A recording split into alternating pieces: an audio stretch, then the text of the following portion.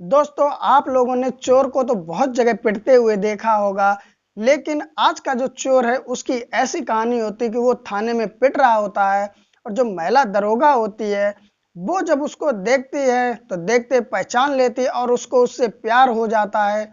अब अजीब दास्तां है दोस्तों आज की, जो एक चोर से दरोगा, जो महिला दरोगा होती है, वो प्यार करती। दोस्तों दोस्तों ये कहानी बिहार की है। इससे पहले मैं कहानी आप लोगों को सुनाऊं तो दोस्तों प्लीज एक लाइक कर दो और चैनल को सब्सक्राइब कर लो, और नए लोग जो भी हों वो जरूर चैनल को सब्सक्राइब करें और बेल आइकन प्रेस करके ऑल पे कर दें, जिससे मेरी हर वीडियो आप तक पहुंचे।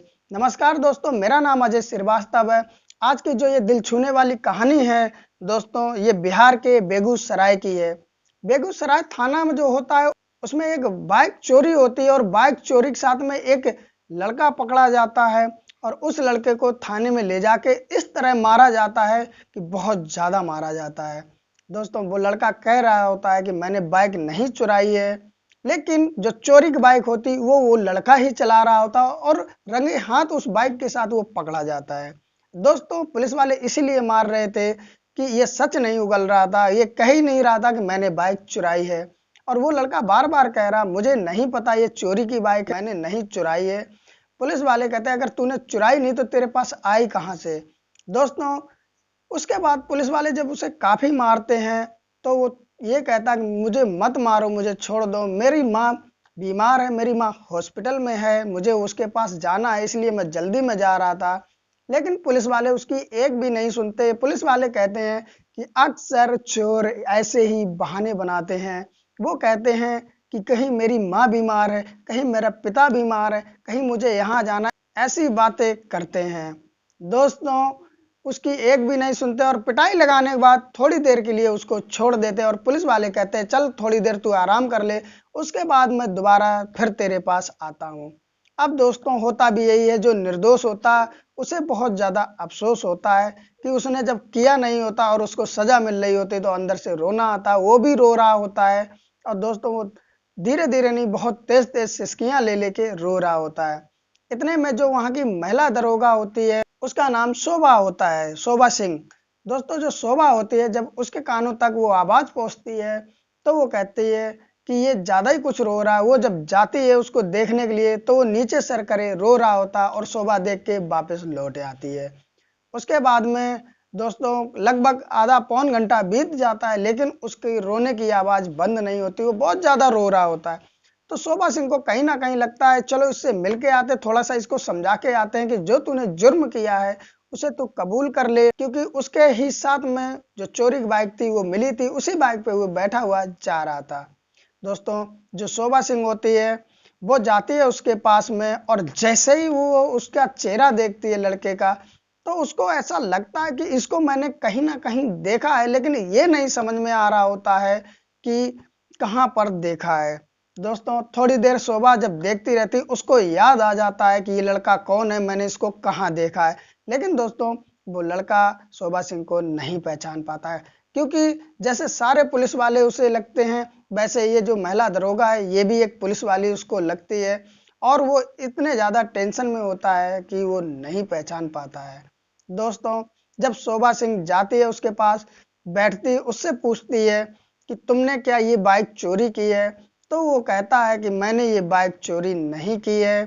तो शोभा कहती है कि अगर तुमने चोरी नहीं की है तो रंगे हाथ तुम इस बाइक के साथ पकड़े गए हो, ये बाइक तुम्हारे पास कहाँ से आई।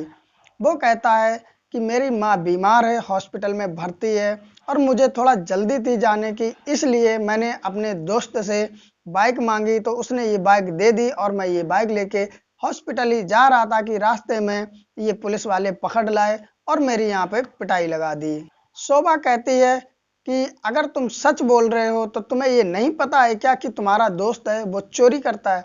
वो कहता मुझे पता है मेरा दोस्त चोरी करता है, लेकिन मुझे ये नहीं पता था कि ये बाइक भी चोरी की है। उसके बाद में शोभा आके बैठ जाती है। शोभा कहती है हवलदार से कि जो लड़का बंद है उसको निकाल लाओ यहाँ बैठा हुआ के। दोस्तों वो निकाल के लाता और शोभा के सामने बिठा देता है और थोड़ा लिखा पढ़ी होती है। उसके बाद में शोभा कहती है सच बताओ तुम्हारी माँ बीमार है या झूठ बोल रहे हो। वो लड़का कहता है शोभा से कि मैडम मेरी माँ सच में बीमार है, आप चाहो तो चल के देख सकते हो। कुछ लिखा पढ़ी करने के बाद में शोभा अपनी गाड़ी निकालती है और उस लड़के को भी बिठालती है और उसके साथ में माँ को देखने के लिए चल देती कि वो लड़का सच में सही बोल रहा होता है या झूठ बोल रहा होता है। जब रास्ते में चल रहे होते तो शोभा कहती है कि मैंने तुम्हें पहचान लिया, तुम कौन हो? तो वो कहता आपने कैसे पहचाना? तो शोभा कहती है कि जब मैं पढ़ती थी जिस मतलब कोचिंग में पटना में, वहां तुम भी पढ़ते थे।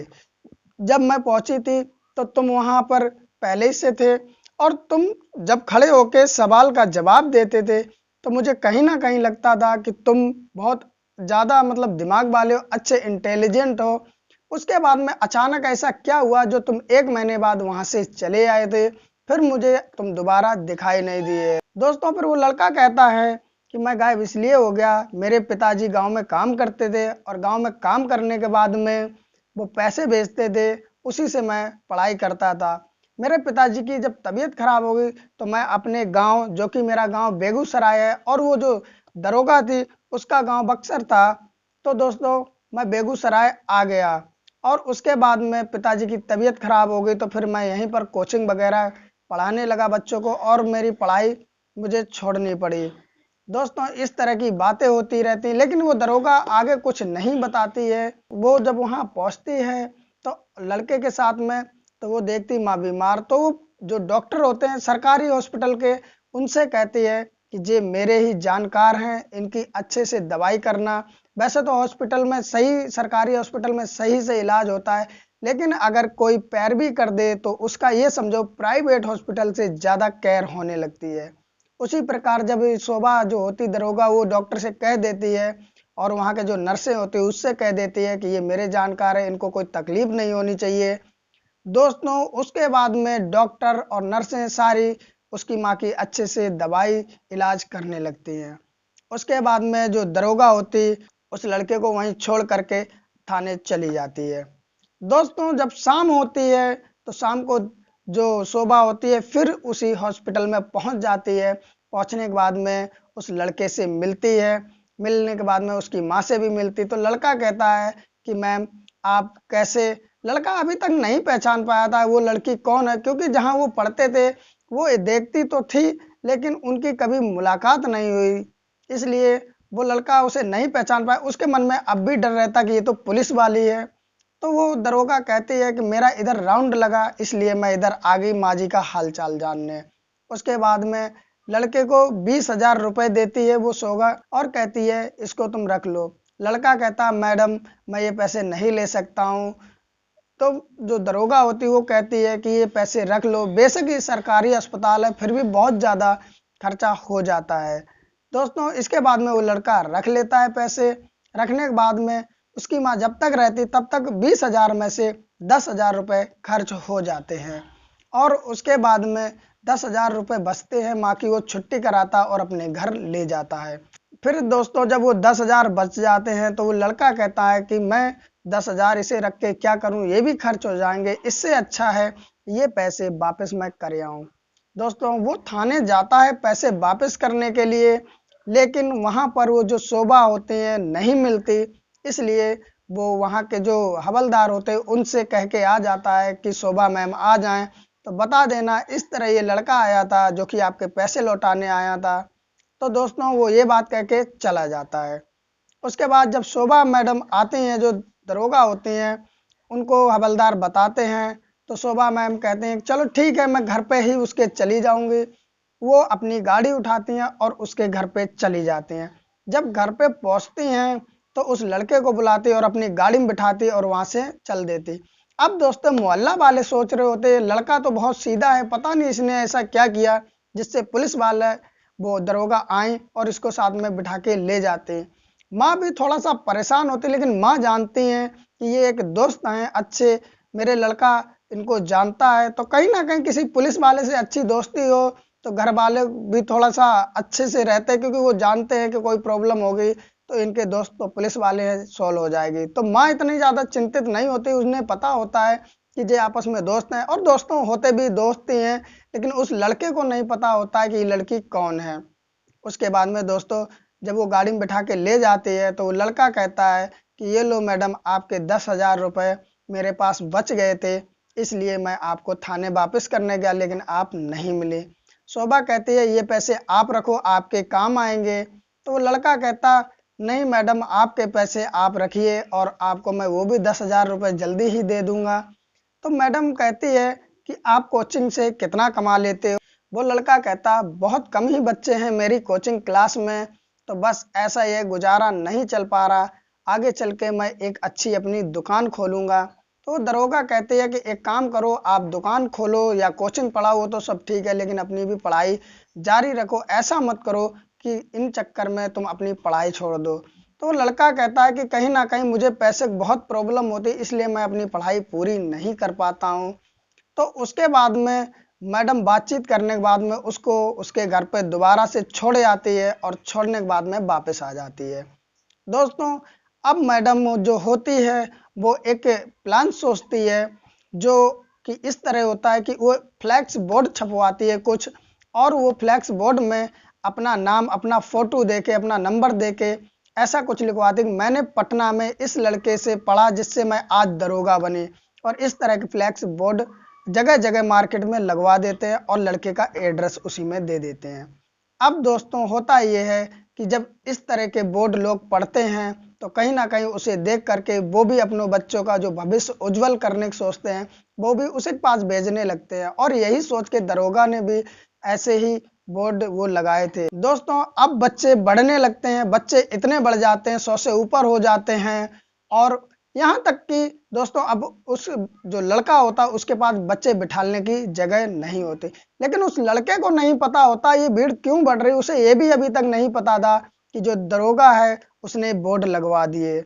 उसके बाद में दरोगा उसके घर जाती है और देखते बच्चे तो बहुत हैं। तो वो लड़का कहता पता नहीं अचानक ये बच्चे इतने कैसे पढ़ने आने लगे और मेरे पास तो बिठाने की जगह नहीं।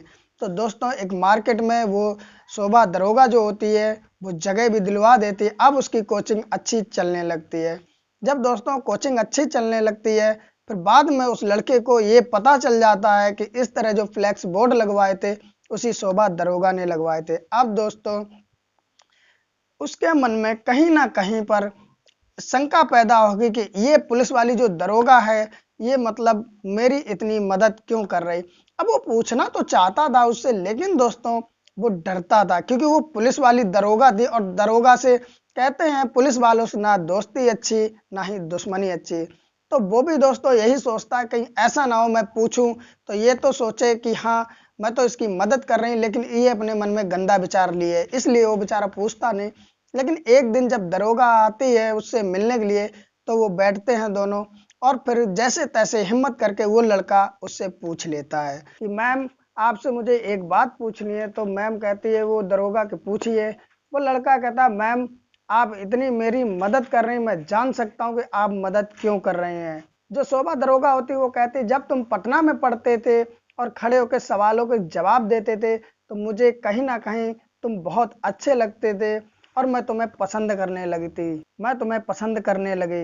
लेकिन मैं इतनी भीड़ होने की वजह से तुमसे कुछ बात नहीं कर पाई, और मुझे भी कुछ बनना था इसलिए उस प्रेशर ने तुमसे बात करने का मौका नहीं दिया। मैंने भी सोचा मैं बात कर लूंगी, लेकिन एक महीने बाद अचानक तुम गायब हो गए। मैंने काफ़ी वहां ढूंढने की कोशिश की लेकिन मुझे तुम्हारा पता नहीं चल सका। जब मैंने तुम्हें पहली बार थाने में देखा तो वो सारी यादें दोबारा से ताज़ी हो गई और मैं तुमसे प्यार करती थी और दोबारा से करने लगी। कहीं ना कहीं मुझे जो एक किरण की उम्मीद दिखी कि तुम मुझे दोबारा मिल गए तो मैं तुमसे प्यार करती थी इसलिए तुम्हारी मदद करती हूँ। लेकिन आज जब तुमने पूछ लिया और मैंने बता दिया तो मेरी आपसे रिक्वेस्ट है कि आप मना मत करना, मैं तुमसे शादी करना चाहती हूँ। दोस्तों इतनी बात वो लड़का जब सुनता है तो उसके आंखों में आंसू आ जाते हैं और वो कहता है कि मैडम आप तो दरोगा पुलिस वाले और मैं आज के समय पे कुछ भी नहीं। तो वो जो मैडम होती दरोगा वो कहती है आज के समय में इतना पैसा कमा रही, मुझे इतना पैसा मिल रहा है कि मुझे क्या जरूरत किसी पैसे वाले को ढूंढने की। मुझे मैं तुमसे प्यार करती हूँ और तुम मुझे मिल जाओगे, इससे बड़ी दौलत क्या, और तुम पढ़े लिखे तो हो ही, और रही बात कुछ करने की तो तुम पढ़ाई अपनी जारी रखो, आगे तुम भी कुछ बन जाओगे। दोस्तों कहते हैं कि जब कोई लड़की किसी ऐसे लड़के को अपनाती है तो दो घर बस जाते, एक तो स्वयं उसका और एक सामने वाले का। दोस्तों वो लड़का हाँ कर देता शादी के लिए और अपनी माँ के पास जाता है, सारी बातें बताता, माँ भी राजी हो जाती शादी के लिए और कुछ ही समय में वो शादी कर लेते, पति पत्नी बन जाते। दोस्तों, ये कहानी आपको कैसी लगी है आप कमेंट जरूर करें, अपनी राय दें। और दोस्तों, सभी नए भाइयों से मेरा कहना है कि चैनल भी सब्सक्राइब कर लें और वीडियो के एक लाइक भी कर दें। फिर मिलते हैं किसी नए वीडियो में, जब तक के लिए नमस्कार।